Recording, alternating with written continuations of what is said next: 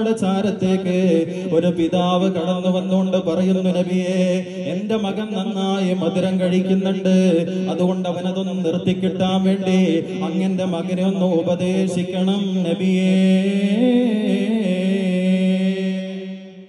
എന്റെ മകൻ നന്നായിട്ട് മധുരം കഴിക്കുന്നുണ്ട്, അതുകൊണ്ട് അതൊന്ന് നിർത്തിക്കിട്ടാൻ അങ്ങൊന്ന് ഉപദേശിക്കണം. ആ സമയത്ത് അല്ലാഹുവിന്റെ റസൂൽ സല്ലല്ലാഹു അലൈഹി വസല്ലമ തങ്ങൾ പറഞ്ഞു, നിങ്ങൾ പോയിട്ട് കുറച്ച് ദിവസം കഴിഞ്ഞിട്ട് വരൂ. നബി തങ്ങൾ പറഞ്ഞതുപോലെ അദ്ദേഹം കുറച്ച് ദിവസങ്ങൾക്ക് ശേഷം വീണ്ടും വരികയാണ്.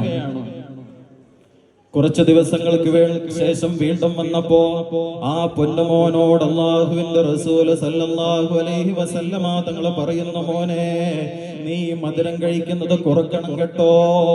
ആ സമയത്ത് ആ പിതാവ് ചോദിക്കുന്നു, നബിയേ, ഈ ഒരു വാക്ക് പറയാനാണോ, ഈ ഒരു കാര്യം പറയാനാണോ അങ്ങ് ഇത്ര ദിവസം ദീർഘിപ്പിച്ചത്?